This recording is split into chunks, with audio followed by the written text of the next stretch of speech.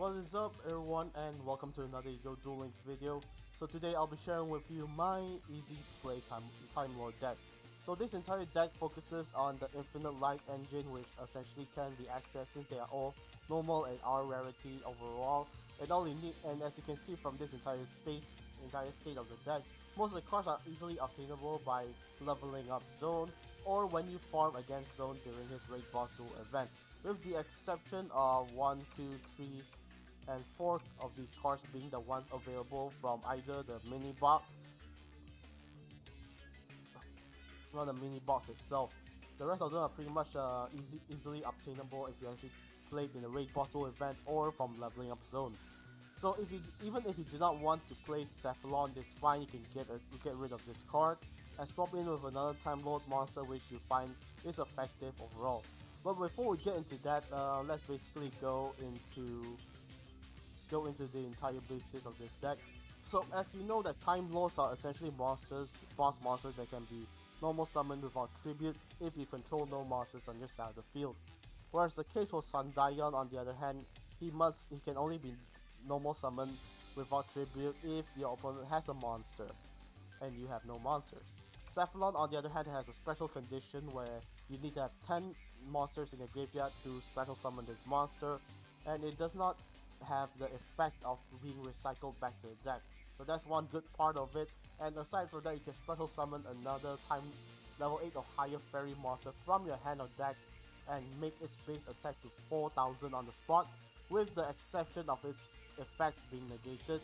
So basically you can special summon a level 8 or higher 4k beat stake just like that, but basically it's not that all fancy whatsoever. If you are going to play on a much more if you're going to go for F2P, what I'm trying to introduce, that is what I'm going to talk about today. So first up, Metaion the Time Lord. This card essentially allows you to deal burn damage 150 based on how many monsters were returned to the hand after it battles. So most of the Time Lords have their effects of post-battle effects.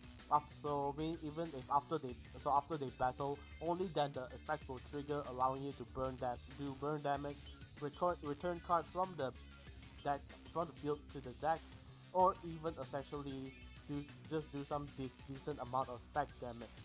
So first up, this is Metaion, 150 per card return. So this also includes cards that you control the monsters that are on the field, and I do advise on not using this as often, because if you already set up a board that's already nice and proper, do not have this guy on the field, because this will send all of these guys back into your hand. Even though you'll deal some burn damage of 150 per card, it's just not worth it since you already have Sandayon dealing 1000 points of burn damage, as well as Michion cutting your opponent's life points down by half. These two cards are event exclusive cards only available during the Zone Raid Boss Duel, so if you have managed to obtain 3 copies, put as much as you want into your deck, as long as because you'll be using them a lot later on. Next up is KaneNot the Time Lord and Raffion. These two inflict burn damage to your opponent while also at the point of targeting a monster. So KaneNot bounces a monster back from the field into the deck, inflicting 250 burn damage. Raffion inflicts burn damage based on half of the amount of attack points your opponent's monster that it battled has, but it does not return to the deck. Overall, it has a slightly higher burn damage compared to KaneNot, in which case it's quite effective. The other card is Time Maiden, which can be obtained from the mini box. This card acts as your searcher and combo extender, with the first effect being to special summon this card, then sending it to the graveyard to add the search for a Time Lord to add to your hand. Whereas the second effect can be activated later on by banishing this card to special summon a Time Lord with 0 attacks from the deck onto the field, just like that, and quite simple and straightforward. Next up is the Gabrion and also for Lazion. So these two cards actually work well together hand in hand, because essentially Gabrion resets the board of your opponent's side of the field back to the deck, and they draw that same amount of cards. While for Lazion is whenever your opponent draws a card, they get 500 burn damage straightforward, just like that, anytime they draw a card. But if they were to add cards from their deck to hand, that does not count. It only applies when your opponent draws a card. The two other spells I use is Celestial Transformation, because there are also certain conditions where you feel that you can end the game early and you do not have enough of your Time Lords on the field. So activate Celestial Transformation, because in the end, the monster will be destroyed during the end phase. But with Time Lord's effect of not being able to be destroyed by card effects or by battle, this card basically acts like a special summoning for the Time Lord, like as if it was made for this archetype. The Infinite Light engine is pretty much straightforward and quite simple to play as well. Activate Empty Machine and set an Infinite Machine. Activate Infinite Machine by sending your Empty Machine to the graveyard. Then recycle level 10, sets your Infinite Light on the field. Wait until you have no monsters on the field, then activate Infinite Light. Therefore, and then you can special summon a monster from your hand, from your deck, and one from your graveyard, easily setting up a very decent board. And even if you don't want to play Cephalon or Metaion, you can play other copies like extra copies of Gabrion and also Lazion in your deck. Essentially, go forth and basically reset the board and let your opponent suffer during the entirety of that matchup. So the skill Empty, Infinite, and Infinite Light can be obtained by leveling up Zone up to level 20. So level 20 you'll obtain the skill, with the first skill being the one that you'll be utilizing the most.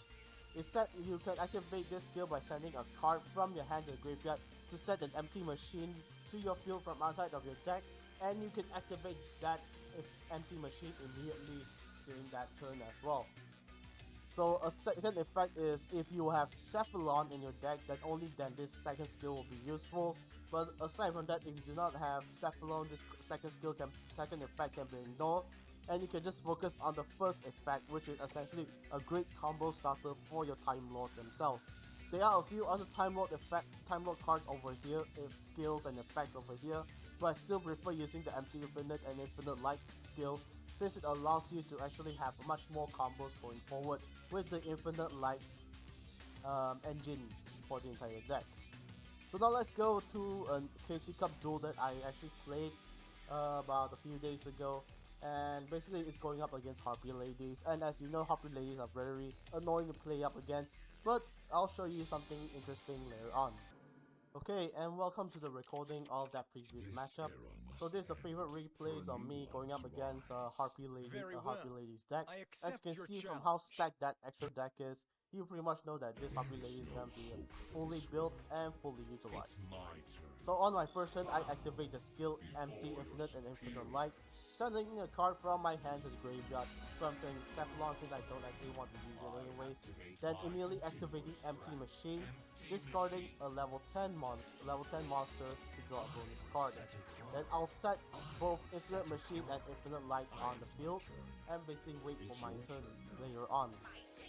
Pause turn, and let's see what my opponent does. RP Perfumer, add Elegant Egotist from the deck to hand. Then activate Elegant Egotist to special summon a Harpy Lady monster. Now activate Infinite Machine. So I can trick my opponent into thinking that's the only monster I can special summon during that turn, which is a pretty good bluff if you want to try for yourself, especially on players who are unfamiliar with the Time Lord mechanics overall. Now they synchro summon into Cyber/Harpy Lady. So now activating Power Guardians, they get to utilize her effect of bouncing a monster on my side of the field back to hand. Actually not only my side, but any side of the field. So now direct attacking. Then now I activate Infinite Light. Essentially, I can spell summon up to 3 monsters from my hand, deck, and graveyard. Full field on the first turn during my opponent's turn as well. So as you can see, 4K00, burn damage of 500 every time they draw a card, 250 for every battle against monster, and 1000 burn damage whenever after a post-battle phase. So right now, activate Power Guardians. Essentially, she can only bounce back her Cyber/Harpy Lady, which is essentially quite funny since you can actually target my monsters to bounce back to hand. But most probably it's because of this effect of Infinite Light. Neither player can target Time Lord monsters you control with card effects, or return Time Lord monsters from the field to the deck. So that's how good Infinite Light is. It protects your Time Lord monsters. The only way they can get rid of this entirety of a solid combo is by using Mystical Space Typhoon or destroying my Infinite Light trap card. now basically burn damage of 1000, and also during the time they draw a card, 500 burn damage directly. My turn. I draw 500 burn damage. Next up, they bring out Harpy Perfumer once more. Get Elegant Egotist. Then special summon another Harpy Lady from their deck, deck or hand to the field. So they brought out Harpy Lady 1. And now they go into Malevolent Sin, which is essentially useless because of the Infinite Light's protective effects, as well as each of the Time Lord's own individual effects of not being able to be destroyed by battle. So this essentially makes the Time Lords an immortal level or god level kind of deck. They can't be destroyed by battle or card effects. With Infinite Light on the field, they can't be targeted by card effects as well. And basically, yeah, they deal burn damage overall and continuous, depending on what ability that you selected for Time Lords to be special summoned on the field. So right now, my opponent basically can't do anything, unless they have something like Mystical Space Siphon to get rid of Infinite Light. Because overall, this combo is pretty much broken in a sense, in that sense anyway. So let's see. Pretty much this duel is pretty much in hand already. I don't actually need to do anything. I just need to do continuous attacks, burn damage, and look at my life points, pretty much 4k stacked anyways. I don't need to worry about anything. I can just pretty much chill throughout this entire matchup. And that's how easy and how it's viable to play Time Lords as a deck in the PvP scene. So now basically he knows that there's no point in summoning monsters on the field anyway, so he's basically leaving himself empty throughout the entire matchup. So even if my opponent has something like Sphere Karibo, that they can't do anything. But if they have Kite Roid, they may survive since it doesn't target, and they basically is a stalling kind of technique overall.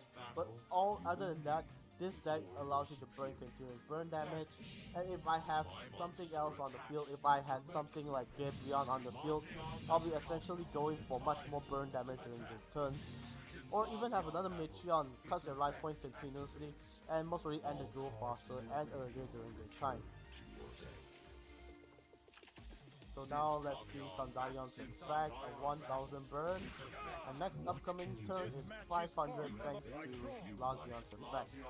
So you can say that this deck so far the playstyle seems quite broken, but let me just reiterate that how easy of access you can obtain this card from the zone event, as well as by leveling up zone as a playable character.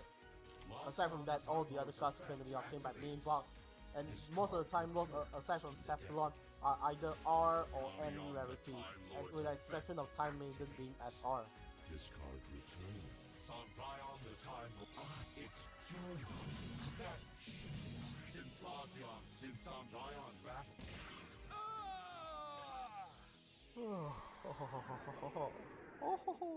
So that's how easy it is to play Time Lords. Although there are a multitude of other Time Lords to play for the entirety of the Time Lords archetype on its own, let me search Time Lords real quick so I can show you how to properly select your Time Lords. Because normally, as you know, Time Lords, you want the ones that can inflict burn damage.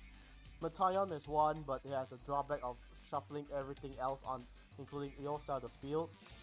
Hylon, on the other hand, is inflict damage to your opponent based on the equal to half of the difference between your life points and your opponent's. So that's one big problem, meaning that you either have to take a lot of damage in order to activate this effect, as well as Zaphion, on the other hand, it will get rid of spell and traps that doesn't do anything else, so that's one drawback you don't want to try out for. Definitely don't want to play. As well as Sardion, which is essentially based on life points as well. So cards like these two can be useful, but they are quite conditional on the other hand. With the current idea and objective of this entire deck, meaning to reduce your opponent's life points as much as possible, get to the brink of almost losing, with especially for Michion and Sandayon being the top MVPs of the deck. Anyways, that's it on how I reiterate on how useful Time Lords and how broken they are as well. So if you are interested in your own time on building a Time Lord deck, you can use mine as a reference or a form of skeleton to build it for yourself. But if you don't want to use the Infinite Light engine, you can use other forms such as most of the generic fairy type kind of combos or rolls, since all the Time Lords are pretty much fairy types anyways. And aside from that, if you have any recommendations to essentially make the deck move faster, and deal much more burn damage, do let me know in the comments below and I'll read them thoroughly.